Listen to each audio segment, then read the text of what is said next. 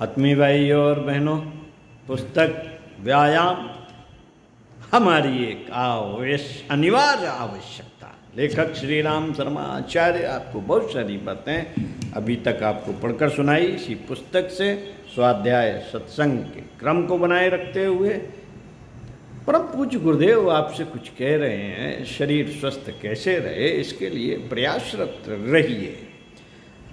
गांव-गांव व्यायाम शालाएं बननी चाहिए, मोहल्ले मोहल्ले में बननी चाहिए, नगर नगर में बननी चाहिए, ब्लॉक लेवल, तहसील स्तर, जाने कितने स्तरों पर इसको बनाया जाना चाहिए। इस पे आइए पृष्ठ 31 से पढ़कर सुनाते हैं। गांव गांव व्यायाम शाला। राष्ट्र निर्माण के आवश्यक तत्वों पर विचार व्यक्त करते हुए महामना मदन मोहन मालवीय जी एक महत्वपूर्ण योजना प्रस्तुत करते हुए कहा करते थे, ग्रामे ग्रामे सभा काया, ग्रामे ग्रामे कतः शुभा, पाठशाला मल्लशाला च प्रति पर्वे महोत्सव। अर्थात प्रत्येक गांव में लोग अपना संगठन सभा समितियों द्वारा करें, प्रत्येक गांव में प्रेरक कथाएं हुआ करें, पाठशाला और व्यायामशाला की भी व्यवस्था हो और प्रत्येक पर्व त्योहार पर महोत्सव मनाया जाया करे। मल्लशाला की स्थापना भी मालवीय जी के रचनात्मक कार्यक्रमों में था। यह कार्य अब युग निर्माण शाखाओं और सदस्यों द्वारा पूरा किया जाना चाहिए। जिस तरह लोग मंदिरों और पाठशालाओं के लिए धन, जमीन और अन्य सुविधाएं प्रदान करते हैं, उसी तरह व्यायामशालाओं की भी स्थापना का प्रबंध होना चाहिए। इसके लिए प्रभावशील व्यक्तियों को चाहिए कि वे गांव के नव युवकों का एक मंडल तैयार करें, उन्हें व्यायाम करने व स्वास्थ्य सुधारने की प्रेरणा दिया करें। समर्थ गुरु रामदास ने महाराष्ट्र में 3000 अखाड़े एवं महावीर मंदिर स्थापित किए थे, जिनमें भारी संख्या में मराठे कुश्ती के दांव पेच सीखते थे, शरीर बनाते थे और साथ ही शिवाजी की सेनाओं की प्रत्यक्ष व परोक्ष रूप से सहायता भी किया करते थे। अखाड़ा की परंपरा वहां आज भी प्रचलित है। अन्य प्रदेशों में किसी न किसी रूप में चिटपुट अखाड़े चलाए जाते हैं, पर उनमें व्यवस्था कम और अस्त व्यस्तता अधिक जान पड़ती है। राष्ट्रीय नवनिर्माण की आवश्यकताओं को ध्यान में रखते हुए अब हमें व्यायामशालाओं की स्थापना का जोरदार अभियान प्रत्येक गांव में चलाना चाहिए। यह मानकर चलना है कि युग निर्माण योजना के प्रवर्तक पंडित श्री राम शर्मा आचार्य जी, पूज्य आचार्य जी समर्थ गुरु रामदास हैं और युग निर्माण योजना के कार्यकर्ता शिवाजी। समझ रहे साथियों, कह रहे हैं गुरु जी कि यह मानकर चलना है कि युग निर्माण योजना के प्रवर्तक पूज्यवर आचार्य जी समर्थ गुरु रामदास हैं और युग निर्माण योजना के कार्यकर्ता शिवाजी। इन सदस्यों से प्रत्येक गांव में कम से कम एक अखाड़ा के हिसाब से सारे देश के 5,67,169 अखाड़े और प्रत्येक शहर में कम से कम 5 अखाड़ों के हिसाब से 2,690 शहरों में 13,450 अखाड़े, कुल 5,80,619 अखाड़ों की मांग की जा रही है। प्रत्येक अखाड़े में कम से कम 15 पहलवान आए तो कुछ ही समय में 87,09,285 व्यक्ति की एक मजबूत स्वस्थ सेना तैयार हो सकती है। इसका राष्ट्रीय स्वास्थ्य पर जो मनोवैज्ञानिक प्रभाव पड़ेगा उसका तो अनुमान करना भी कठिन है। बगीचियां बनाएं, इसके लिए जिस रूप से स्वेच्छा दान या पंचायत द्वारा जमीन मिले उसको एक बगीचे की शक्ल में तैयार किया जा सकता है। चारों तरफ नागफनी की झाड़ से घेर कर किनारे किनारे फूल पौधे लगा दिए जाएं और बीच में एक अखाड़ा बना लिया जाए। बगीचे में अलग अलग लोग ईंट रखकर अपने अपने लिए दंड बैठक की लगाने की जगह बना लें, डंबल और मुगदर की व्यवस्था रहे और उनका लोगों को प्रशिक्षण दिया जाए। अच्छी कुश्ती के ज्ञाताओं को बुलाया जाए और उनसे कुश्ती के दांव पेंच मुदगर की कलाएं सीखी जाए। जहाँ पर ऐसा स्थान सुलभ है ना हो सके, जहाँ पर ऐसा स्थान सुलभ ना हो सके, वहाँ खुले स्थानों का ही उपयोग करना चाहिए। जंगलों में बिना फसल वाले खेतों में गौड़ कर वहाँ अभ्यास किया जाए। जहाँ पहले से अखाड़े रहे हों पर अब टूटे फूटे पड़े हों, उनको सामूहिक रूप से श्रमदान कर सुधार लेना चाहिए। दीवारें हों तो उनकी मरम्मत कर ली जाए और छप्पर आदि डालकर उनको बरसात से बचाने की व्यवस्था कर ली जाए। थोड़ा खुला स्थान भी रहे जहाँ कुश्ती के अलावा लोग कसरत भी कर सकें। अखाड़ों में लाने के लिए लोगों के घर घर जाकर उनको प्रोत्साहित करना चाहिए। साथियों, स्वास्थ्य पुस्तकालय और प्रवचन यह भी चलने चाहिए।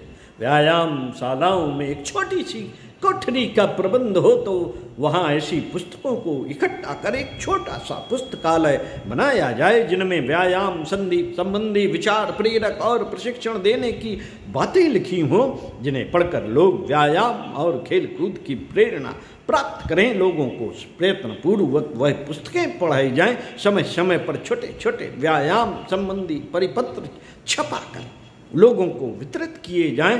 पुस्तकालय के अतिरिक्त कभी कभी प्रवचनों की व्यवस्था रहे, जिनमें व्यायाम की आवश्यकता और जन स्वास्थ्य की बुनियादी बातों जैसे संयम, ब्रह्मचर्य, आहार आदि की भी बातें लोगों को बताई जाएं। आसन दिखाने और सिखाने वाले व्यक्तियों को आमंत्रित कर उनका प्रदर्शन किया जाए। ऐसे शिविर भी चलाए जा सकते हैं जिनमें प्रदर्शन, प्रशिक्षण और प्रवचन, इन तीनों की सम्मिलित व्यवस्था हो। शस्त्र प्रशिक्षण के लिए शस्त्र शिक्षण के शिविर अलग से भी चलाए जा सकते हैं और उनका प्रदर्शन साथ साथ या अलग किया जा सकता है।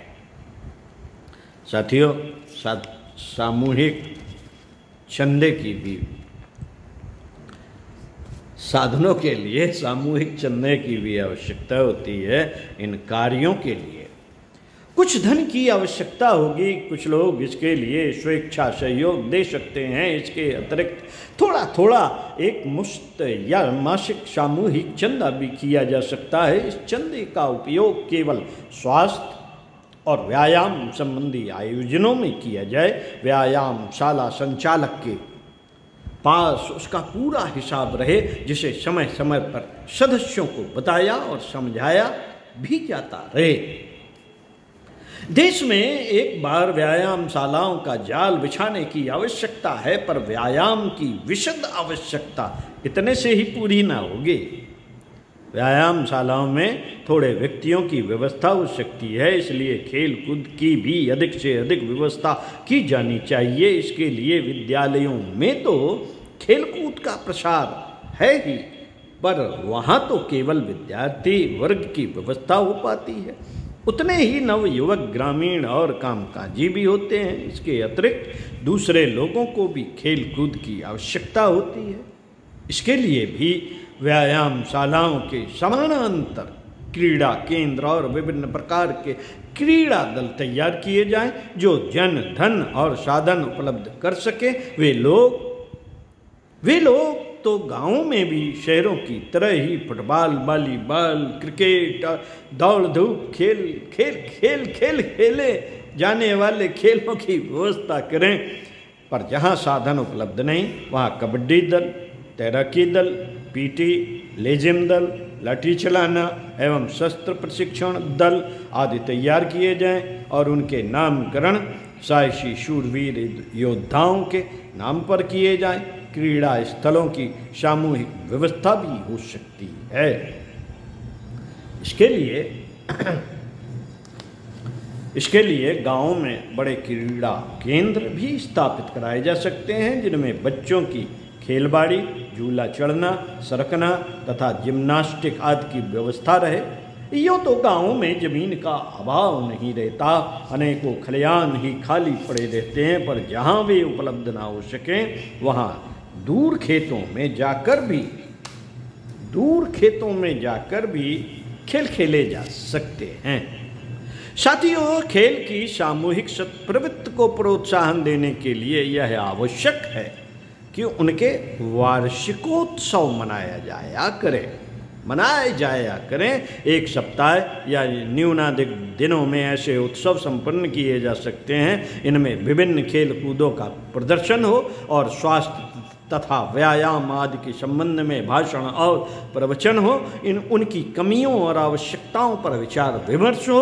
अगले वर्ष के कार्यक्रमों को निर्धारित किया जाए और उनके लिए साधन व्यवस्था की चर्चा और प्रयत्न भी किए जाएं।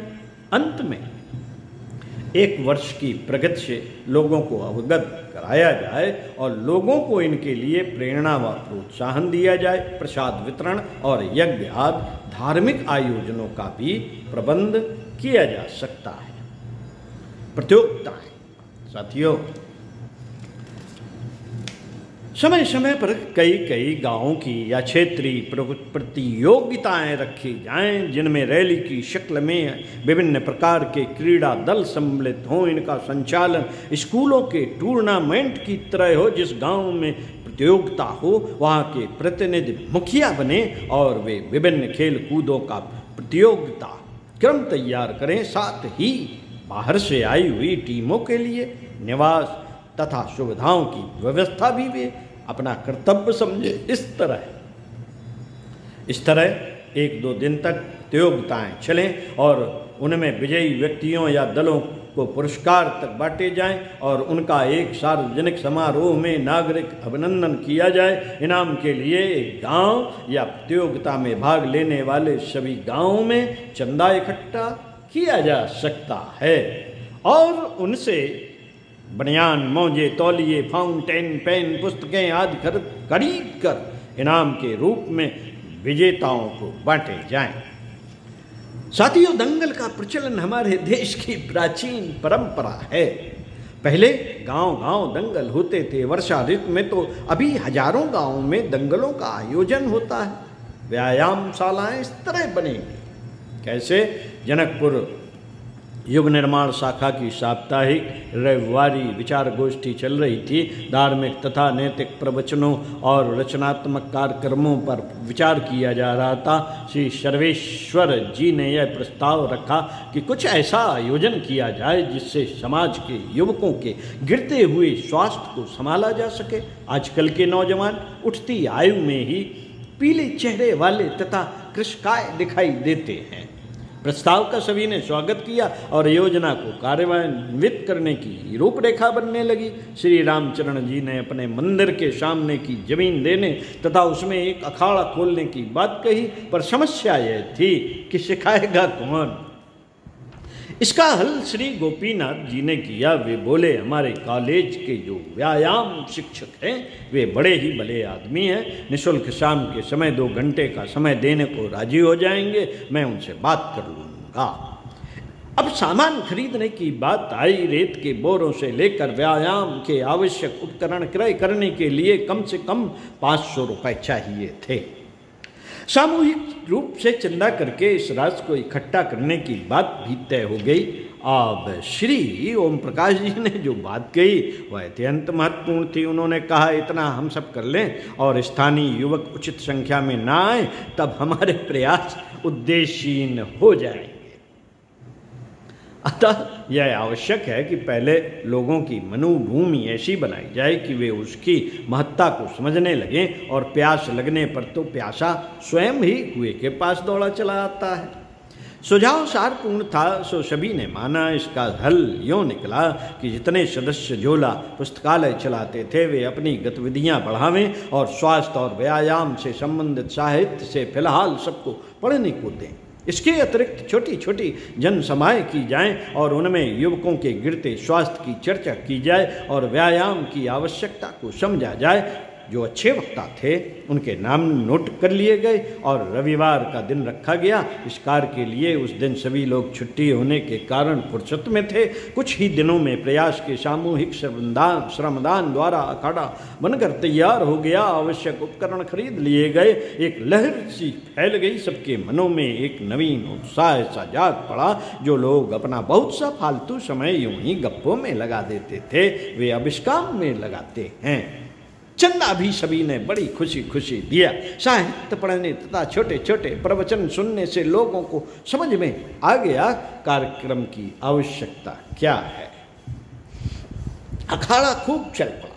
आशा से अधिक ही युवक आते हैं। शारीरिक व्यायाम के अतिरिक्त स्वास्थ्य संबंधी जानकारियाँ भी दी जाती हैं। भोजन प्रणाली भी सुधर रही है। लोगों की छोटी छोटी प्रतियोगिताएं भी रखी जाती हैं तथा विजेता को युग निर्माण साहित्य पुरस्कार स्वरूप प्रदान किया जाता है। अधिकांश पुस्तकें स्वास्थ्य सुधार संबंधी होती हैं, जो कि स्वास्थ्य के प्रगति के स्वस्थ प्रतिस्पर्धा के भाव जागृत करती हैं। कभी कभी कुश्ती के सर्वोत्तम प्रदर्शन के लिए शुद्ध घी, बादाम तथा अन्य पौष्टिक वस्तुएं भी दी जाती हैं ताकि युवकों में उत्साह जागृत हो और स्वास्थ्य संवर्धन के प्रति रुचि उत्पन्न हो सके। सत प्रयत्नों के सत्परिणाम होना उतना स्वाभाविक है जितना सूर्य में गर्मी तथा प्रकाश का होना। सत प्रयत्न स्थूल सूक्ष्म और कारण शरीर के लिए स्थूल और सूक्ष्म दोनों प्रकार से अनिवार्य रूप से में होना चाहिए, आवश्यक है। तभी व्यक्ति और समाज ओजस तेजस और वर्चस्व युक्त होगा, जो समय की अनिवार्य आवश्यकता है। पंडित श्री राम शर्मा आचार्य। ओम शांति। पुस्तक का समापन हुआ। साथियों, अगर अच्छी लगे कोई वीडियो तो उसे अपने निकटवर्ती लोगों को, अपने ग्रुप में इष्ट मित्रों को जरूर बताएं। बच्चों को जरूर स्वास्थ्य के प्रति जागरूक करें और स्वयं एक्सरसाइज करें और बच्चों को भी साथ में कराया करें। ओम शांति।